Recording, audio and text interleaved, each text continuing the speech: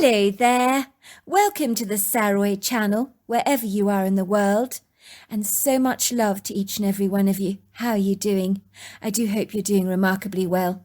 And I'm so glad you've joined me this evening for part 2 of our incredible story.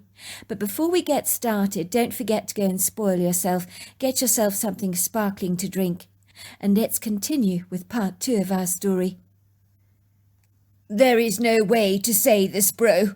No easy way. But Jennifer is a lizard. She scares the hell out of me. She'll kill me if I leave her. I've already asked her for a divorce. Don't think I haven't done that. She nearly bit my head off. I don't mind admitting she frightened the hell out of me. I laughed at Wallace. Don't be crazy, bro. Your wife is not a lizard. Well, not literally. Wallace grabbed me by the shoulders, looking at me earnestly. Clayton, my wife is a lizard. Please believe me on this. Living with her is like living with a monster. She's hideous, insanely evil, ugly, grotesque. She shapeshifts into a lizard. I'm terrified of her. Literally terrified. I'm sorry, Wallace. I'm finding this very difficult to believe. I can't see anything in your wife that would lead me to assume that she is a frightening woman that becomes a lizard. Do you realize how crazy you're sounding? Well, you come home with me then. Hide in my kitchen pantry. See for yourself. I want you to see this. Believe me, bro, I understand where you're coming from and why you doubt me. If I was wearing your cynical shoes, I would too. But I promise you my wife is a lizard. She lives behind a human veneer. I know it sounds ludicrous and rarely wacko, but I promise you I'm not making this up. I could see by the pleading, desperate look in Wallace's eyes that he really wanted me to do this as a favour for him. He was desirous for me to see that his wife could indeed shapeshift into a lizard, and was a scary woman indeed. I mean, what he was saying was incredulous. But he did say this without being under the influence of alcohol or drugs. Wallace was such an easygoing character, hence his lackadaisical, fun-loving nature.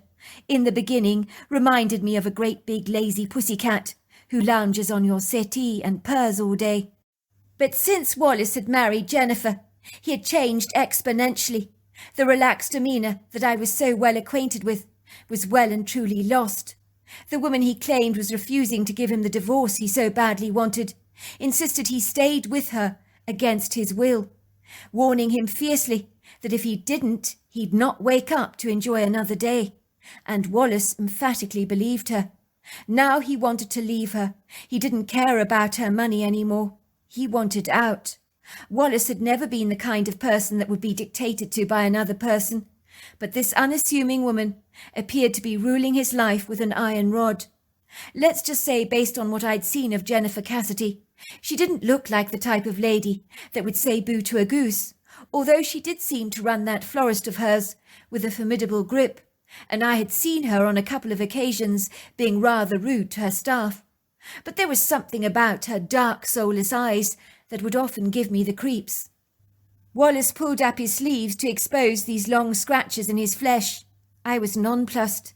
The gouges on his skin were deep, nasty, and far more treacherous looking than something you might acquire from a spat with the household tabby. This is what she did to me, he explained. If I really upset her, there is no telling what she's capable of. My wife is dangerous, Clayton. It's like going to bed every night with an untamed tiger and being surprised to wake up to discover you're still alive the following morning. That is what my life has become. You're telling me Jennifer did this to you? I asked appalled, examining the scratches more closely. Did you get your tetanus shots? I hope you got your tetanus shots. Of course I did. Right away. Now do you believe me? That woman is vicious. She scratched me with her talons. Do you realize how ridiculous this sounds, Wallace? Jennifer's got short nails. How could she do that to you? She has talons when she shapeshifts. I'm telling you, she becomes the ugliest lizard you have ever seen. And then she goes to our refrigerator, She gorges herself on raw meat, and when she eats, she's like a crazed, half-starved animal, as if she can't get the meat down her throat fast enough. And she loves drinking blood. Even on our honeymoon, she went to the local butchery daily to bring in all this stinky meat into our hotel room. It stank the place out, especially when she let it ferment. She'd gorge on it like a snack. I think one of the cleaning staff reported the stench to the manager.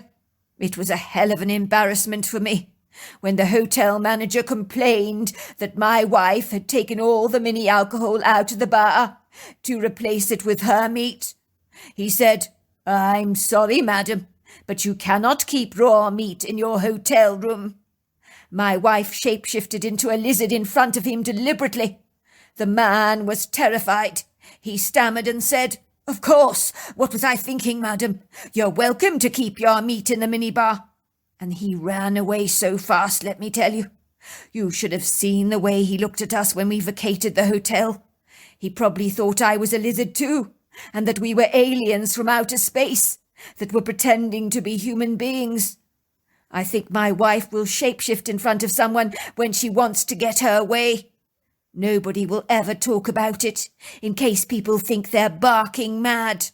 I know there are people who have seen her shapeshift, but they've kept their mouths clammed tightly shut. I mean, Clayton, you are the only person I would ever tell my story to. No one else would ever believe me. You've known me for years. Have I ever lied to you, bro? No, I will give you that, Wallace. I admit you've never lied to me. Supposing I'm to believe your strange account, what did you say when your wife first turned into a lizard on your honeymoon, the first time it happened? I asked her who she really was. I said to her, "Jennifer, you're not human." She grinned at me broadly and said, "Finally, you get it. No, Wallace, I'm not human. But I've had you well and truly fooled, didn't I? I'm not alone. There are many of us around, but we exist among you." I decided I'd go home with Wallace and hide in his kitchen pantry to see what was going on. I mean, when you hear something so off the cuff like this that does not lend favourably to your paradigm of the world, you want to see it for yourself to believe it's actually true. It was decided that after I saw his wife shapeshifting, Wallace would distract her for a moment, leave the back kitchen door open, so I could surreptitiously slip away when the coast was clear. I think Wallace needed to prove to himself, with a second witness, that he wasn't going completely mad, and that he was indeed seeing what he was seeing. Who could blame him? Let's just say if my wife turned into a lizard, I'd think I'd knocked way too much alcohol back and was hallucinating badly. I remember slipping into Wallace's house late in the afternoon, as that time his wife was still at the florist and had not returned home yet.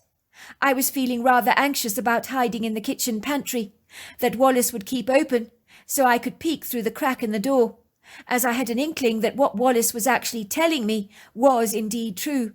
And if it was true, it meant there had to be more of these lizard-like beings in our world, hiding behind a human veneer. That, for me, was one hell of a scary prospect, as it made me conceive that maybe this world is not what we think it is, and I'm not sure I was comfortable with wearing that thought. I remember when I heard Jennifer returning home, I got really quite anxious. She was carrying a big bag in her hands that looked suspiciously like it contained meat. She had a refrigerator stacked with tons of meat. Wallace told me that it had to go slightly off for his wife to really enjoy it. She'd buy meat from a range of butcheries so people wouldn't start asking awkward questions as to why she was buying an excessive amount of meat. I was peering through the crack in the pantry, and Jennifer appeared to be being very nice to Wallace. "So how was your day, sweetheart?" she said, leaning forward to kiss him on the cheek. To give her her due, she genuinely seemed to care about Wallace, but her feelings were not reciprocated. Wallace physically squirmed in her presence. "Oh, you know, so. How was your day?" "Oh, absolutely dreadful, quite dreadful. One of my customers challenged me, would you believe it? He claimed that the bouquet that my staff delivered to his mother for her birthday was far too overpriced." Who was this? Asked Wallace. The customer, I mean. Anyone I happen to know? Oh, yes, you know him all right. It was the town sheriff. Foolish man. Honestly, he said to me that he's lived in this town for a long time. He's never seen such ridiculous prices for flowers. He thinks I'm ripping the people in town off. He said to me, I don't take kindly to hoity-toity outsiders like you, coming to live in our small town, charging insane prices for your flowers. I've a good mind to go to the papers to warn them about your excessive prices. People need to know when they're being swindled. You're robbing everyone blind, and I don't take kindly to that. People around here are not all made of money like you know. And even if they were, it's not ethical to charge prices like this. You can go to any other town around here. You won't see prices like this for flowers. I will say this for your florist. It is no better than any of your competitors, so you're not justified in charging these ridiculous prices. I bet that went down like a lead balloon with you. What did you say? Asked Wallace. I bet you didn't like him challenging you like that. You never like being challenged. Did you give him a glimpse of your true nature by any chance? You bet I did, said Jennifer, sounding quite pleased with herself. I did, and that sheriff ran away from me so fast. He was terrified. His eyes almost popped out of his head, like yours did the first time you saw me on our honeymoon, making that transformation. I'm quite sure he shan't be bothering me again. Imagine if he told the townsfolk that I was a lizard. Everyone would think he belonged in a funny farm, she said, chuckling.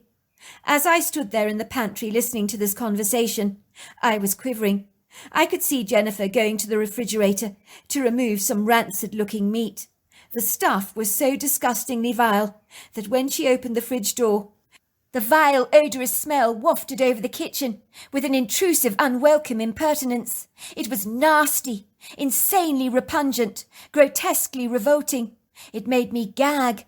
I'd have happily thrown up there and then, but I was determined to hold it together. I couldn't afford for Jennifer to observe me hiding out in her pantry. There is no telling what she would do. I watched in abject horror as Jennifer smelt the big bowl of meat. She groaned with an orgasmic pleasure. Her lips salivated in front of my eyes. I could see the gobby drool dribbling down her mouth. I was suddenly struck by how dreadfully unfeminine she was. Then it happened as fast as a wink from an eyelid. She shapeshifted into an 8-foot lizard that was easily 900 pounds in weight. I mean, how did that happen? I thought I was in Jurassic Park for a moment. And I'm not kidding either. The creature was really ugly, with brown mottled marks all over its reptilian skin, and a long tail that she thrashed around violently. She had sharp dagger-like claws, a similar appearance to a Dimetrodon dinosaur, without the long spiky hood on her back. She stood upright on 2 feet, but everything about her was menacing. I was completely terrified hiding in that pantry, let me tell you. How had Wallace put up with this venomous woman for so long? No wonder he was afraid she'd tear him apart if he ended their relationship. I watched her tear into that rancid bowl of meat, gobbling it up at an insatiable speed, like a Komodo dragon. Then once she'd finished her meal, she returned back to her human form and said to Wallace, "What shall we have for dinner?" Wallace had recently turned vegetarian for obvious reasons, and he said he'd like some cheesy pasta. So Jennifer began to throw in the pasta into the big pot of boiling salted water. She'd soon sit down with him for a human meal.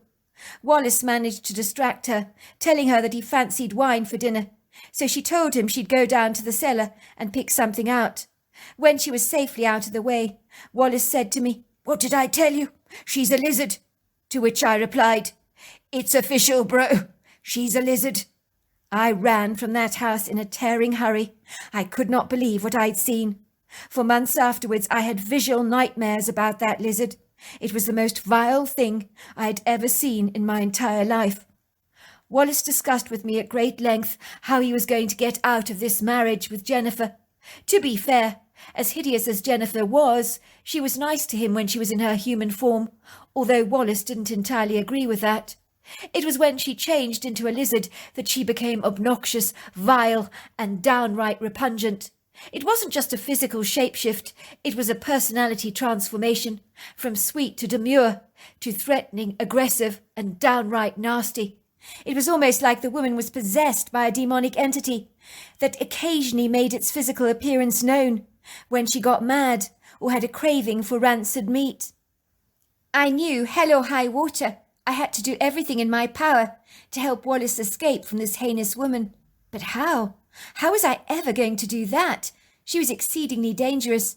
But a week later, the problem was taken out of our hands like magic, swiftly and very efficiently. One day Jennifer was crossing the road from opposite the forest shop. In a trice, a truck with blacked-out windows and no visible number plates suddenly lunged forward at breakneck speed and running over the woman, killing her instantly.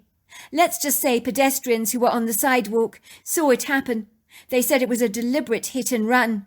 When the sheriff arrived on the scene, one of the bystanders happened to notice that he was scribbling doodles with his ballpoint pen, but not really taking down people's accounts on his notepad. "Someone ran her down deliberately, Sheriff," an outspoken woman shouted out. "I saw the whole thing. You need to catch the miserable bastard." The sheriff furrowed his brow and said, "I'm afraid I think it's very unlikely we're able to find out who did this, but we'll do our very best." People were bemused by the sheriff's indifference, his nonchalant, disinterested reaction, and were worried that someone else would be mown down in our small town. But of course it never happened again. From what I gleaned, the sheriff did not even try to investigate the case. But me and Wallace suspect he was all behind it, and made a deal with a criminal, who he would give a lighter sentence to or something like that, to get them to run over Jennifer and make it look like a fortuitous accident. I think after seeing what Jennifer really was about, he knew she needed to be taken out. The irony is when she died, no one in town was desperately sad, and that was unusual. People admitted that there was something about her they didn't like, but they couldn't fathom what it was. They described her as having shifty eyes that you couldn't actually trust.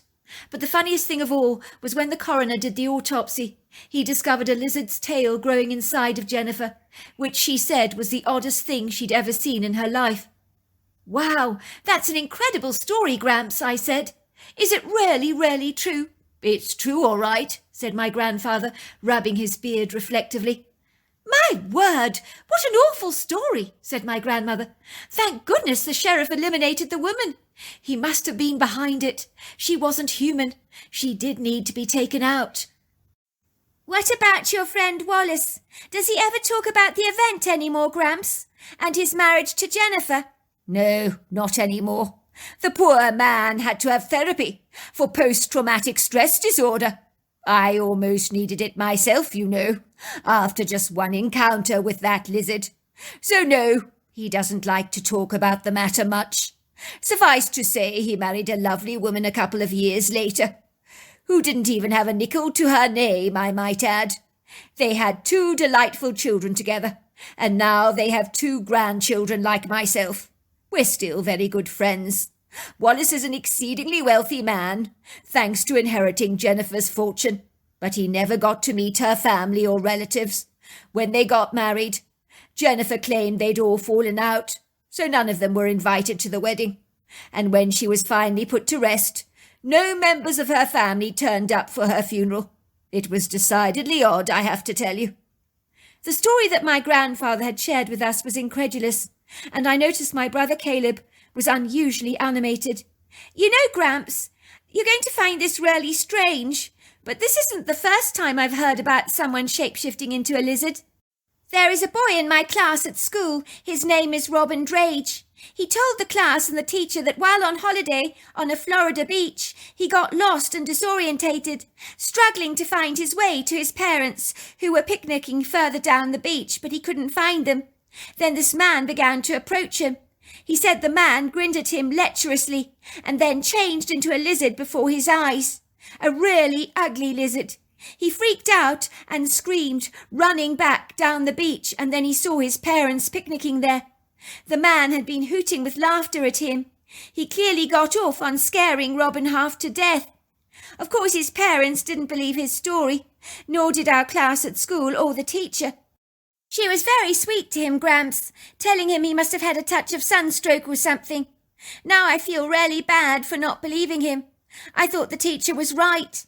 I think it was very brave of him to tell everyone his story. If that had happened to me, I'd have kept my lips clammed tight like an oyster. There's no way I would admit to that. No way on God's earth.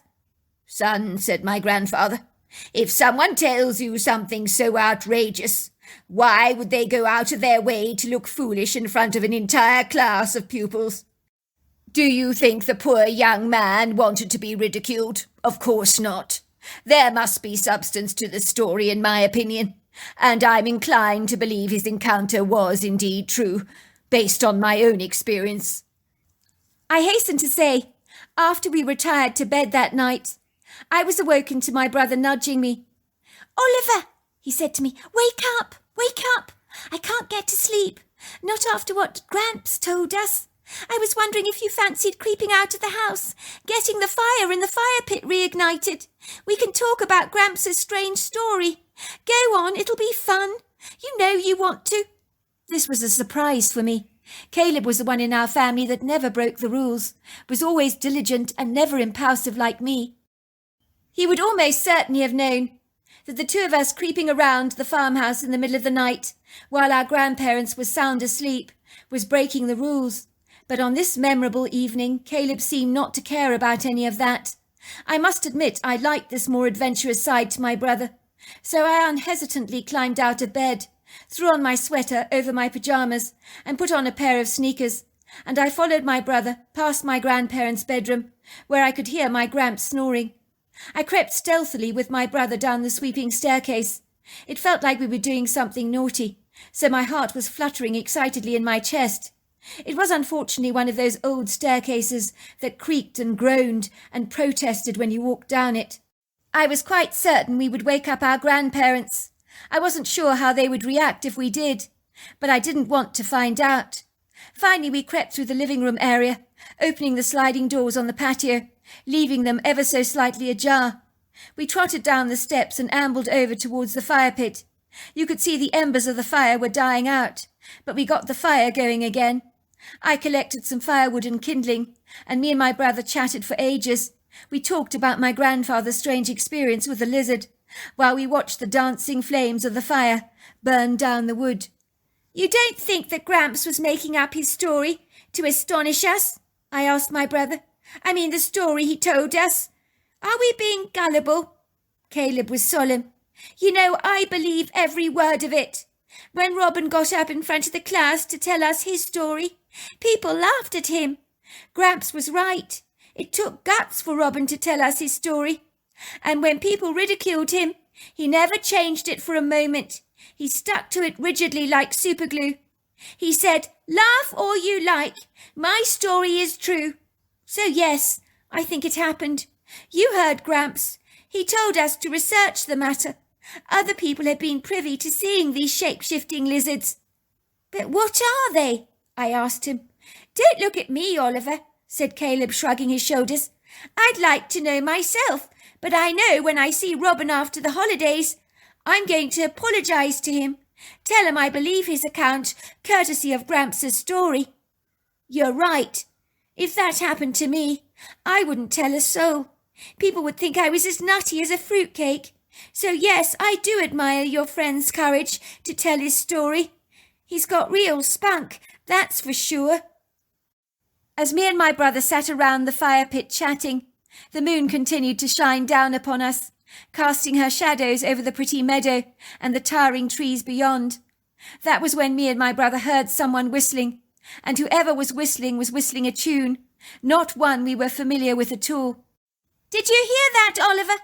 said my brother aghast. "Someone is trespassing on the property. I think we should go and see who it is." This time my impulsive spirit had become subdued by an unquenchable reticence, especially after the horrifying story my grandfather had just told us. There's nothing like the image of a giant lizard-like monster to suppress your desire to go exploring, as nightmares can easily dull your curiosity, that is for sure. My brother was now becoming like me, curious, inquisitive, impulsive, while I wanted to shrink away into the shadows and had absolutely no desire to follow his enthusiastic lead. I was the older brother, and I didn't want to look like I was a little pussycat in front of him. That was not a good look. My brother's eyes were ablaze with excitement, as if he didn't want this night to ever end. He had become like a kid in a fairground that wanted to try riding every single roller coaster on offer and refused to get tired. I had become like the long-suffering parent, secretly wishing with all my heart that my child would slow down and get seriously tired. "Come on, bro, what you waiting for? I know what it is, you're scared after grandfather's story. What's wrong with you? You're normally the unbridled one between the two of us. Come on, don't you want to see who's doing the whistling?" No, I thought to myself privately. I didn't want to see who was whistling. If the truth be told, I wanted to go straight back to bed and get the haunting image of a ghastly lizard out of my mind. But there was no discouraging Caleb. So reluctantly, I hesitantly agreed to follow him into the woodgrove to find out who was whistling that strange tune. I suspected there was someone wandering around my grandfather's property, possibly a poacher. This would not be the first time, nor would it be the last, that this had happened. There was a sizable deer population living on my grandfather's property. We saw them often enough, grazing in the pastures, and sometimes eating the apples in the orchards that fell from the trees. My grandmother often picked the apples from the higher branches. She would throw them onto the ground for the deers to enjoy. "What if a poacher's got a rifle?" I said. "Then we'll tell him to leave at once," said Caleb.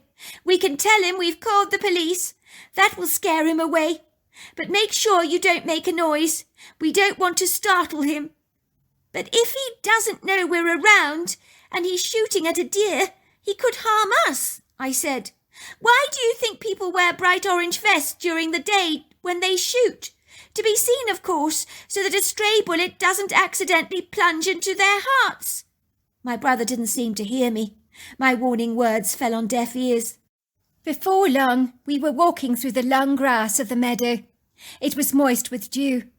I had no idea what time it was, but I sneakily suspected it was probably about 2 o'clock in the morning, as we'd been talking around the fire pit for many ages.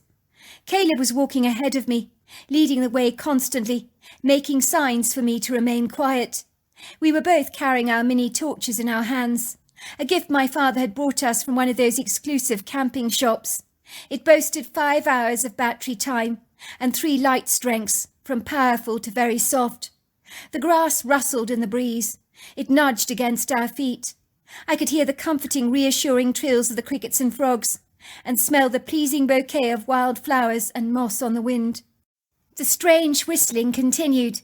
We stealthily, like 2 sneaky black panthers, moved towards the sound. The forest was much darker than the meadows had been. So much of the moonlight had been blocked out and expunged by the trees, with boughs that tangled together above our heads, although occasionally they were open spaces between the trees that actively encouraged the moonlight to filter across the forest floor in an ethereal silvery glaze. In compensation for any lack of moonlight, we judiciously put our torchlights on a very soft light, so that it could easily be misinterpreted for moonlight for anyone who might notice the rude intrusion of a more invasive light coming from a powerful torch. I must confess, walking in a woodgrove at the dead of night is not for the faint-hearted. I hasten to say it's an intimidating experience for anyone. I don't mind admitting that I was quite daunted by the shadows of the tall, lofty trees that penciled up into the sky and seemed to become far less congenial at night. It didn't help that they shook their boughs in the breeze, so that their leaves rustled, while the soft breeze made an unsettling whooshing sound that dappled the forest in what I can only describe as a ghost-like outer-worldly energy. We moved ever forward into the woods very cautiously, our sneakers failing to accommodate our urgent need to remain as quiet as possible. The fallen autumn leaves beneath our rubber soles betrayed our presence with crackles, while twigs snapped and popped. I was very concerned we might be noticed and observed by the elusive whistler. I didn't know if we were walking towards a den of vipers. Was my brother completely insane to approach a random poacher like this, supposing he was dangerous? I found my heart was beating violently in my chest like a loud, booming drum. in my nervous apprehension that had seized me like a furtive robber, prowling in the night, grabbing me unawares. I was about to beg my brother for us to go back, when the whistling became so close, far too close for comfort, that I nearly jumped out of my skin, if that were at all possible. Me and my brother clandestinely hid behind an old oak tree. The light from our dim torches deceptively looked like moonlight twinkling through the trees, so we kept them on. That was when we saw him. I was not prepared for what I was seeing, but I guess my paradigm of the world had shifted so dramatically after my grandfather's idiosyncratic tale, so I was much more inclined to be accepting of what I was beholding. Standing there in the woodgrove, larger than life, at an impressive 8 foot tall, was a Bigfoot. I got the distinct impression the creature we were seeing was rather old. I imagine at one time he was possibly even bigger and taller. It was hard to conceive of that fact. He walked with a bit of a stoop, and even in the moonlight I could see lighter patches on his long hair, which I suspected was grey. And when a touch of moonlight trespassed through an opening in the trees, and it washed over his face, I was absolutely astonished how human he appeared. He had a wizened, noble face, deep-set dark eyes that gave off a yellow eyeshine, a flat aquatic nose, a square jawline, high cheekbones and a pronounced furrowed forehead. I noticed in his hands he was carrying an old bucket and pail. He was collecting acorns from the forest floor and placing them into the bucket, and whistling happily to himself, so engaged in the job at hand, seemingly very preoccupied. He had such a benevolent, peaceful energy about him that I didn't feel afraid at all. Neither did my brother. We knew he was a Bigfoot. We were in no doubt about that. I had heard stories about people who claimed to be terrorized by Bigfoots, which seemed nonsensical to me, as you could see that this fellow was not only harmless, but a very amenable soul.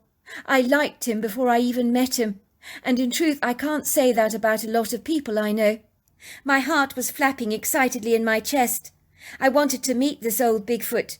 Me and my brother did not hesitate to surrender our hiding place, abandoning it like an old shell we no longer needed to hide in. We just knew implicitly that we were safe. It's hard to describe the light that this Bigfoot gave off, but his energy was magnetic. It drew us to him. We boldly just walked over towards him, and he stopped in surprise to see us. I think he was rather taken off guard, but he wasn't upset at all, and me and my brother helped him gather acorns. My brother could whistle, and he whistled along with the Bigfoot. I tried to whistle, but my attempts were so bad, very lousy, so much so that the old Bigfoot found it amusing. He tried to demonstrate to me how to pucker your lips to whistle, and when I couldn't do it, he chuckled, and we all just burst out laughing. I don't know why I found it terribly funny that I couldn't whistle, but this old fellow made us both laugh. He was comical. The old man continued to whistle. A while later, a mother deer and her fawn were standing yards away from us. I had never experienced deer so close before. They looked on the old Bigfoot with an assurance, as if comforted by his presence. This I would not have expected, based on the stories I had been told about Bigfoots before, aggressively killing their prey. You would think the deer would have run away. The Bigfoot read my mind. He answered me in a strange language that was immediately interpreted in my head. Umakilan, umakasafashana, homogilani, isila kolabasha. Why are you surprised that I watch over a mother deer and her fawn? She needs my protection. She knows I've got her back. Yes, I eat meat, but I'm very selective in what I kill. Everything that I kill needs to go, because the time is right for them to leave. There is a time for birth. There is a time for death. I see it in the animals, like the ripe fruit on a tree that is ready to fall.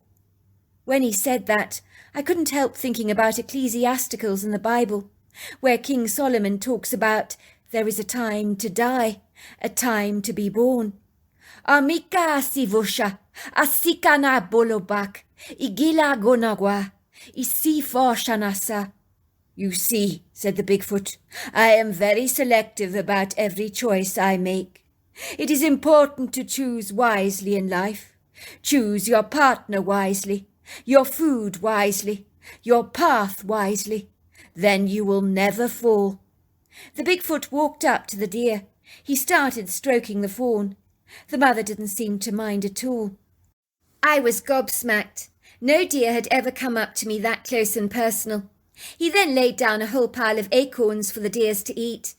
And then, shaking the rest of the rattling acorns in the bucket, he said, "O puta lika, o mosha fakana, ilono dwa, amogulo shakasa, hilini abogolono, di fotopa, akatatilina, o moshakala ginakwa." These are for me. I soak them first, then I roast them. I can't eat them like the deer does. It upsets my stomach badly. Do you want any? But you must soak them first and roast them in a fire. No, I said. Thanks all the same. I better get going, he said. And we watched him gliding away. And when he walked, his arms swung backwards and forwards. And then he was gone, just like that. We've just seen a Bigfoot, I said to my brother. This is the most fascinating night of my entire life. Well, now are you glad I persuaded you to check out the whistling? Said my brother. If it wasn't for me, you'd never have met the Bigfoot. He was gloating so much I almost wanted to slap him, but he was right. If he hadn't persuaded me to investigate the woodgrove with him, we'd have never encountered the old man. I hasten to say I've never met such a wonderful human being, and yes, he was all human, even though he was covered in a plethora of hair. But this Bigfoot, he was intelligent, wise beyond his old years, with an innate understanding of the natural world that we couldn't even begin to comprehend. I wasn't surprised to learn later that Bigfoots are known as the guardians of the woods, because this creature most certainly was one. The next morning we were bursting to tell our grandfather the tale of our encounter with this extraordinary creature. His eyes twinkled brightly. I was surprised he wasn't cross with us for creeping out of the house in the middle of the night. He said he'd done much the same when he was our age, and he was delighted we'd had such an encounter with a remarkable old man. I've heard that whistling before in the forest, and now I know what it is. I tell you what, why doesn't your grandmother help you to get some food prepared for the Bigfoot? Some snacks that you can leave in the woods? I'm sure he would appreciate that very much. What shall we give him? I asked. We could give him some of our apple crumb pie, my grandmother suggested. I could make him some baked stuff, peanut butter cookies, oatmeal and raisin, hazelnut and honey. We can also make him some peanut brittle and buy him some nuts and fruits if you like. Would you kids like to help me in the kitchen today? Make some snacks for your hairy friend? Yes, Granny, we want to make him lots of little snacks. The next evening we left our treats out for the old man in a plastic bucket, hanging on a tree branch. The bucket was returned to us the following evening, parked on our porch step, filled with lots of pretty river stones that me and my brother still own today and treasure greatly. I remember my parents felt remarkably guilty about their holiday in Hawaii, the places they had visited, the cocktails they had drunk, the trips they had taken. But we didn't feel bad at all. We knew that their holiday could never trump ours. That was for sure. So there you are. That's my story. Wow, what an incredible story. Until next time, goodbye and good night.